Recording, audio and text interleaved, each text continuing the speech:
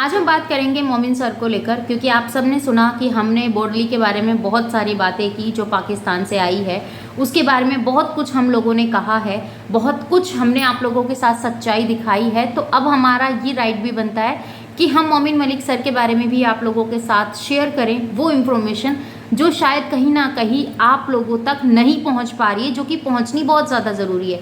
कुछ लोग उसको गलत तरीके से उनकी इमेज को गिराने की पूरी कोशिश कर रहे हैं। तो आज हम डायरेक्ट आप लोगों के साथ बात करते हैं मोमिन मलिक सर को लेकर। तो देखिए, एक बंदा है जो पाकिस्तान से, हैदर। हम स्टार्टिंग से आपको वो चीज़ें समझाने की कोशिश करेंगे, और स्टार्टिंग से अगर समझाएंगे तो स्टार्टिंग से आप उस चीज़ को समझ पाएंगे, ठीक है। क्योंकि कुछ लोग बीच में से जुड़े हैं, कुछ लोग कहीं से जुड़े हैं, कोई कहीं से जुड़ा है, कोई लोग अभी रिसेंटली ही जुड़े हैं। तो उन सबको समझने में ईजी हो जाएगा कि हैदर का मोमिन सर के साथ क्या रिलेशन था, किस वजह से, क्या एक ही कम्युनिटी को बिलोंग करते हैं, इस वजह से हैदर का सपोर्ट किया गया, या फिर जो भी कुछ है XYZ सब आप लोगों के साथ आज शेयर किया जाएगा। तो इस वीडियो पे बने रहिएगा, वीडियो को पूरा देखिएगा। पूरा देखने के बाद अपना कमेंट मुझे ज़रूर बताइएगा कि आपको क्या लगता है। इस वीडियो को देखने के बाद आपके कमेंट का मुझे इंतज़ार रहेगा। तो देर ना करते हुए चलते हैं अपनी बात की तरफ। तो जैसे कि आपको पता है, हैदर पाकिस्तान में रहता है और पाकिस्तान के सिंध में हैदर रहता है। वहाँ की उसकी बलोच कम्युनिटी से वो बिलोंग करता है और वैसे मुसलमान है। तो एक चीज़ हम आपको बता देते हैं कि मोमिन मलिक सर को इसलिए ज़्यादा ट्रोल किया जा रहा है क्योंकि मोमिन मलिक सर भी मुसलमान हैं, ठीक है। आप इस चीज़ को समझने की कोशिश कीजिए कि किस तरीके से उनको ट्रैक किया जा रहा है, किस वे में उनको हैदर के साथ जोड़ने की कोशिश की जा रही है, सही बात को गलत बता के अपने आप को सही बताने की कोशिश की जा रही है। वो चीज़ें सारी आप लोगों के साथ आज शेयर कर रही हूँ मैं। तो हैदर ने गुहार लगाई अपने बच्चों की भारत सरकार से, पाकिस्तान सरकार से, योगी जी से, मोदी जी से, जिससे उसने चाहा उन सब से उसने अपनी गुहार लगाई। फिर अंत में क्या होता है, उसकी गुहार किसी ने भी नहीं सुनी, उसकी आवाज़ कहीं तक भी नहीं पहुंची। वो रोता था, बिलखता था, अपनी videos day by day YouTube पे डालता था। लोग उसकी वीडियोस को देखते थे, समझने की कोशिश करते थे क्या ये रियल है या फिर फेक है। क्योंकि पाकिस्तान को लेकर हम लोगों की इमेज में जो चीज़ें हैं, हम उस चीज़ को सही वे में नहीं लेके जा सकते। हम लोग ये सोचेंगे कि कहीं ऐसा तो नहीं आज भी हम लोगों की फीलिंग के साथ खिलवाड़ किया जा रहा हो, आज भी हम लोगों की अच्छाई का फ़ायदा उठाकर वो लोग कुछ अलग ही वे में कुछ कर दें। तो हमारे भारतीयों के लोगों के मन में भी बहुत सारे सवाल थे इस चीज़ को लेके कि ये सही है, झूठ है, क्या है। क्योंकि कुछ भी समझ में नहीं आ रहा था। जितना भी सब कुछ था ना लोगों के माइंड में, वो सब ना गुचमुच हो रखा था, सुलझा हुआ कुछ भी नहीं था। ये केस कब सुलझा है, जबकि आगे हम लेके चलेंगे आपको कि ये केस कब सुलझा है और कैसे ये इस केस पे सीधी रोशनी पड़ने लगी और एक एक करके रास्ता कठिन था पर सामने हम उस मंजिल के पहुँचते चले गए। तो जैसे कि हैदर ने सबको गुहार लगाई, कहीं कुछ नहीं हुआ। फिर अंत में हैदर ने भारत की बहनों को, भारत के भाइयों को, भारत की माँ को, भारत के रहने वाले नागरिकों को उसने पुकारा, उसने हाथ जोड़कर विनती की, कहा कि मेरी बात को सुनो, मुझे बोलने का मौका दो। क्योंकि जब भी वो मीडिया में जाता था, आपको पता है मीडिया के कुछ लोग बोडली के सपोर्ट में हैं, तो जब भी वो मीडिया में जाता था उसकी बात को ना ही सुना जाता था। आप लोगों ने वीडियोस भी देखी होंगी, चैनल पर भी पड़ी है और लाइव भी चलाया है काफ़ी बार उन्होंने टीवी पर।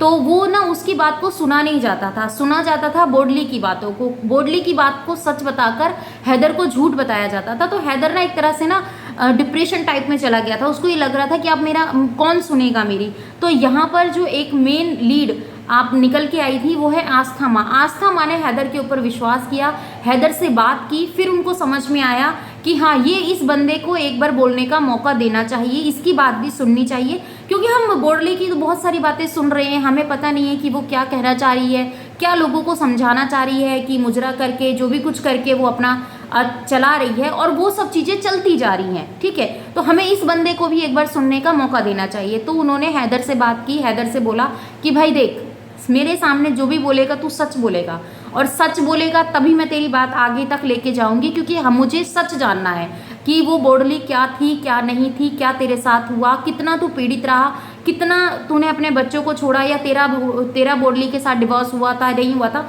उन्होंने सारी बात को रखने की पूरी कोशिश की।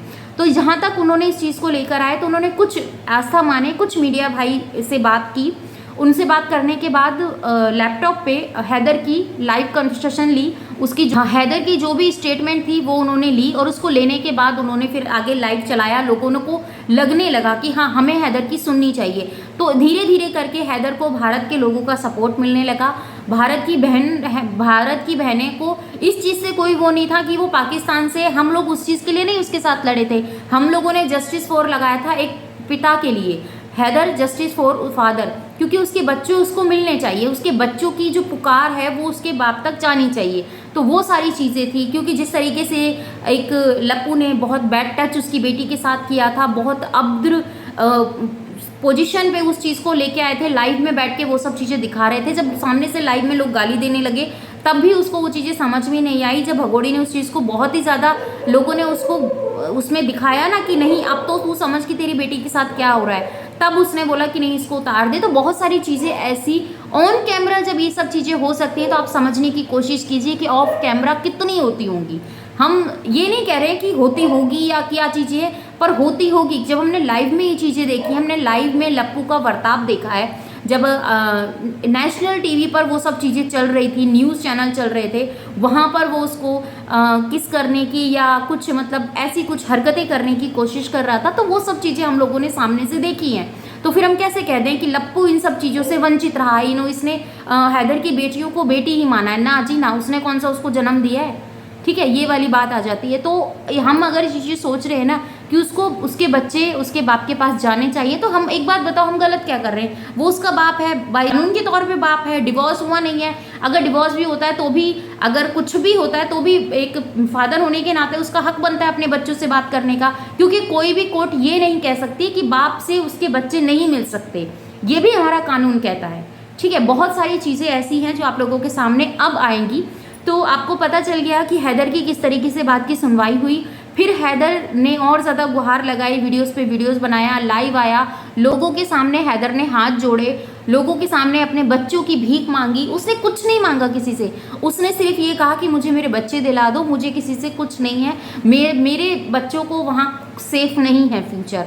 तो वो लप्पू के बाप को गाली देता था, भगोड़ी के बोडली के भाई को गाली देता था जो मुंह बोला भाई है। तो गाली देने का मतलब है भैया किसी का घर बार टूटेगा, जिसका घर टूटा है, जिसके बच्चे उससे दूर गए हैं, जिसकी बीवी उसके साथ बेवफाई करके दूसरे के साथ चली गई है, तो वो बंदा क्या करेगा? वो कहेगा कि नहीं जी आप, नहीं जी आप, नहीं जी आप करके बोलेगा। भैया कभी तो उसके अंदर से गुस्सा निकलेगा।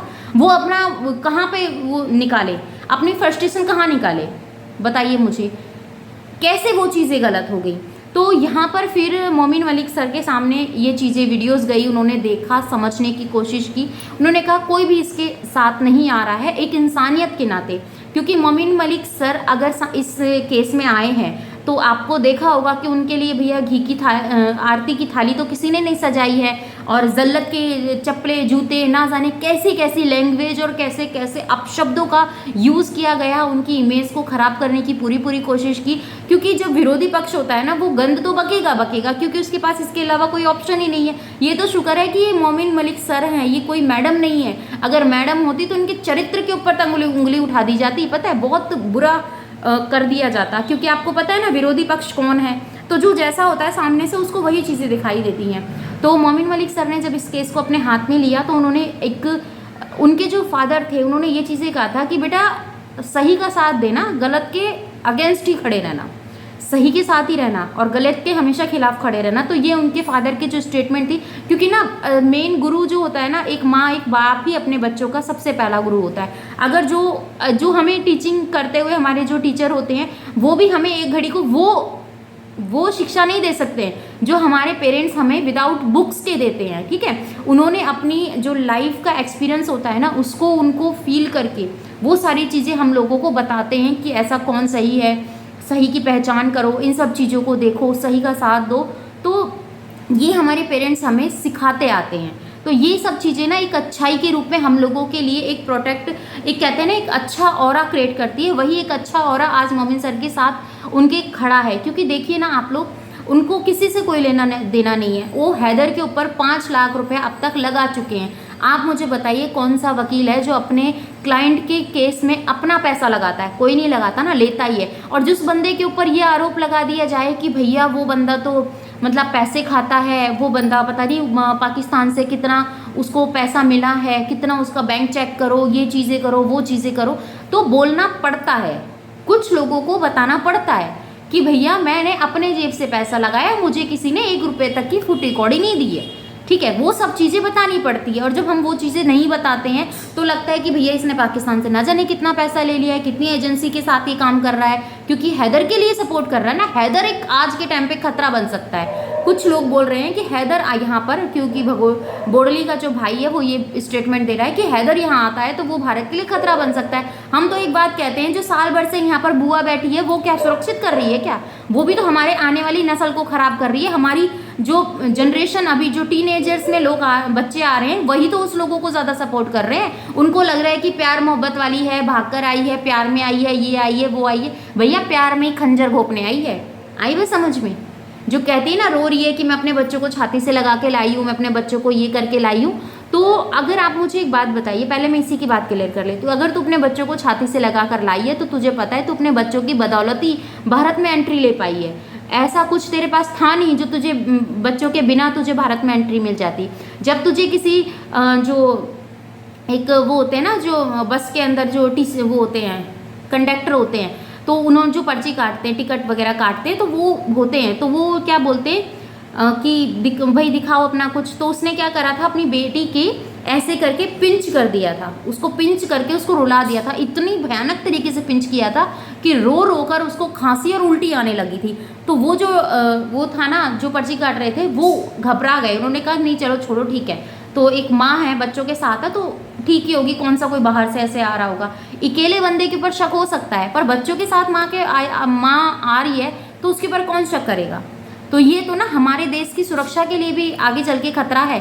इसने रास्ता तो दिखा दिया लोगों को कि हम इस तरीके से आ सकते हैं, हम उस तरीके से आ सकते हैं, पर ये भी लोगों को पता होना चाहिए अगर तुम आते हो और अगर तुम हत्ते चढ़ते हो तो तुम्हारा क्या हश्न होगा, ये भी उनको पता होना चाहिए। तो उस चीज़ की जो कार्रवाई करते हुए आपको पता है कि मोमिन मलिक सर गए नेपाल, और जाने को वो बाय रोड भी जा सकते थे, जाने को वो प्लेन से भी जा सकते थे, क्योंकि उनको वहाँ पर जांच पड़ताल करनी थी, तो वो वैसे भी जा सकते थे, पर नहीं, वो बाय रोड गए, उससे नेपाल की बस से गए। ठीक है, बहुत ज़्यादा हेक्टिक होता है बस में सफ़र करना, तो उन्होंने उस चीज़ को चुना। उन्होंने, हालांकि जितनी तपस्या वो इस केस को करने में लगा रहे हैं ना, वो इसलिए लगा रहे हैं कि एक बाप को इंसानियत के नाते उसके बच्चे उसको मिल सकें, और उनका कोई भी ऐसा एजेंडा नहीं है कि वो हैदर की मदद कर रहे हैं तो कुछ उसको मिल रहा है ना। भैया वो अपनी तरफ से लगा रहा है, अपनी तरफ से तन मन धन सब तरह से वो हैदर की सेवा में समर्पित इसलिए करा है क्योंकि उसको उसके बच्चे मिलने चाहिए। हैदर से कोई लगाव नहीं है मोमिन मलिक सर का। अब बहुत सारे लोग इस चीज़ को जोड़ रहे हैं कि दोनों एक ही कास्ट के हैं, वो भी मुसलमान हैं, वो भी मुसलमान है, इसीलिए उसकी सपोर्ट कर रहा है। नहीं जी नहीं, सब मदद करने के लिए ना जिगरा होना चाहिए, वो हर किसी के पास नहीं होता। ठीक है, मदद करने के लिए जिगरा होना चाहिए, वो हर किसी के पास नहीं होता। अब मोमिन मलिक सर ने दिखाया है तो लोग तो उनके ऊपर न जाने क्या क्या बोल रहे हैं, क्योंकि सच्चाई की राह तो बहुत कठिन होती है ना।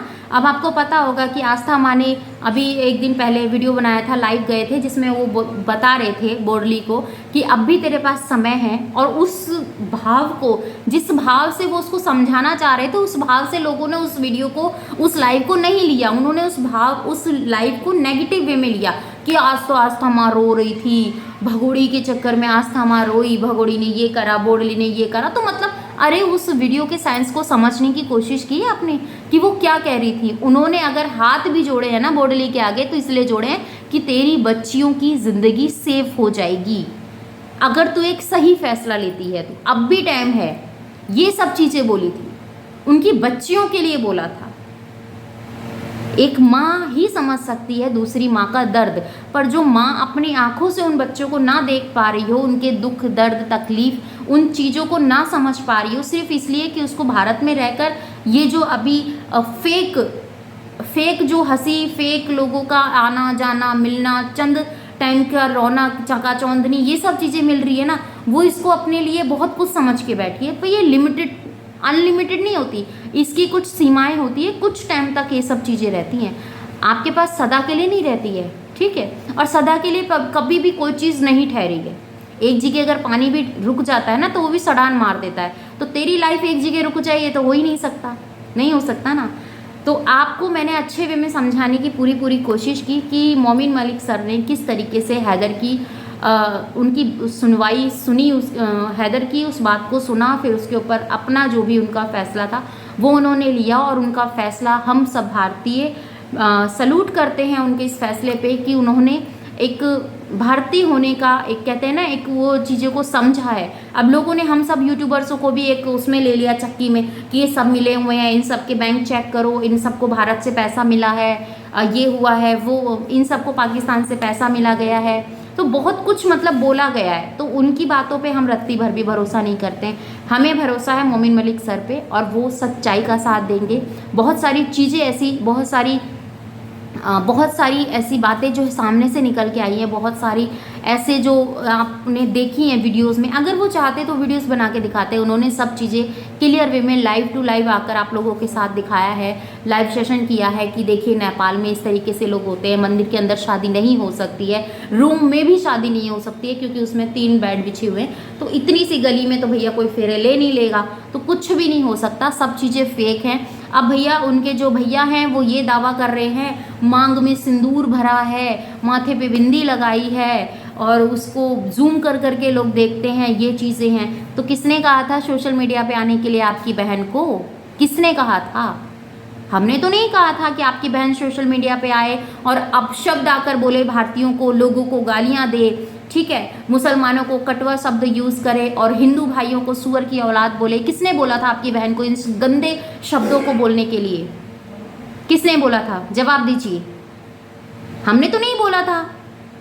आज तक का रिकॉर्ड है कि उसके बच्चों के लिए किसी भी भारतीय ने एक गाली का भी प्रयोग नहीं किया है। कोई नहीं चाहता, उसके बच्चे सब अपने बच्चे समान समझते हैं, तभी हम भारतीयों की ये सब एक साथ जुड़कर इन चीज़ों को कर रहे हैं कि बच्चों का भविष्य ना खराब हो इसके अय्याशी के चक्कर में। ये सच है और आप लोग भी पता है, क्योंकि जब आपके पास बैठ के मीडिया सवाल करती है ना कि इस जो खिड़की भी टूटी गई थी, वो पिटी भी गई थी, उसके साथ ये भी हुआ था, नहीं तुम्हें पता नहीं है, खिड़की टूटी थी कूलर एसी लगने की वजह से।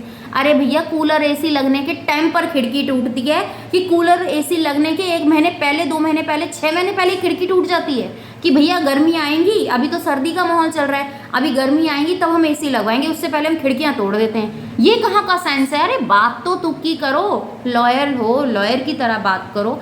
अपनी जो कहते हैं ना, आपने हमारे धर्म के ऊपर बोला कि हनुमान चालीसा पढ़ती है, उसके बच्चे ओम नमः शिवाय बोलते हैं, वो उसका जो बेटा है वो हनुमान चालीसा पढ़ता है, उसने सनातन धर्म एक्सेप्ट कर लिया है। सनातन धर्म बोलने से, एक्सेप्ट करने से हो जाता है?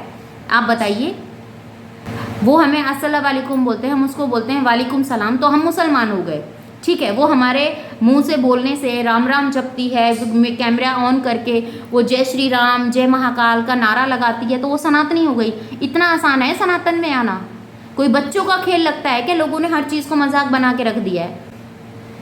सनातन नहीं हो गया कि भैया इन्होंने तो मंदिर का घंटा बजा दिया कि कोई भी आएगा उससे बचा के चला जाएगा कि हम सनातनी हैं, हम सनातनी हैं। ऐसे नहीं सनातनी होता है। उसने कौन सी चीज़ें, कौन से ऐसे सनातन धर्म वाले काम करे हैं, आप हमें ये बता दीजिए। कौन से गंगा स्नान करने गई है? कौन से घर पे ही कौन सा उसने हवन करवाया है? कौन से उसने ऐसा कुछ किया है जिसे हम मान ले कि हाँ ये सनातनी हो गई है? मंदिर में खड़े होकर आरती करने से सनातनी हो जाते हैं? हमारे सनातन धर्म का मजाक उड़ाया गया है, उसके ऊपर हमें बोलने का पूरा राइट है। आए, ठीक है। और अगर लगता है कि हमें हमारी बात गलत है या मेरी बात गलत है, तो आप वीडियो बनाइए, जवाब दीजिए कि नहीं ये बात इस तरीके से है, वो चीज़ है। मुझे पता है बखूबी तरीके से कि आप मेरी इस वीडियो को देख रही होंगी, क्योंकि कल जब मैं लाइव आई थी तो आप मेरी लाइव में भी आई थी, बट मैं उस चीज़ को आगे वे में नहीं लेके जाना चाहती थी, नहीं तो कंट्रोवर्सी वहाँ भी क्रिएट हो सकती थी। मेरा काम है रिएक्शन देना, तो रिएक्शन मैं लाइव में बिल्कुल नहीं देती हूँ। मैं अपने व्यूवर्स के साथ जुड़ती हूँ, उनसे बात करती हूँ, उनको जो लगता है उसके बारे में उनके सवालों के जवाब देती हूँ। पर एक बात मैं आपको बता दूं, ये तो आपने बिल्कुल परफेक्ट कर दिया जो आपने मुझसे पूछा था, क्या आप मुझे जानती हो? नहीं जी, आपको तो मैं बिल्कुल नहीं जानती, क्योंकि आपको तो आज तक आपका भाई नहीं जान पाया होगा, आज तक आपको आपके माता पिता नहीं जान पाए होंगे, आपका पति नहीं जान पाया होगा। अगर वो जान पाता बेचारा तो तुम्हारे नाम पे थोड़ी मकान करता। वही नहीं जान पाया कि तुम कौन हो। आजकल तुम्हारे तो बच्चे तुम्हें नहीं जान पाते होंगे कि हमारी माँ अभी हमें क्या कह रही है और दूसरे पल हमें क्या, हमारी स्टेटमेंट चेंज करवा देगी हमारी माँ। तो बहुत कुछ है भैया। आपको क्या लगता है, आप कमेंट में मुझे ज़रूर बताइएगा।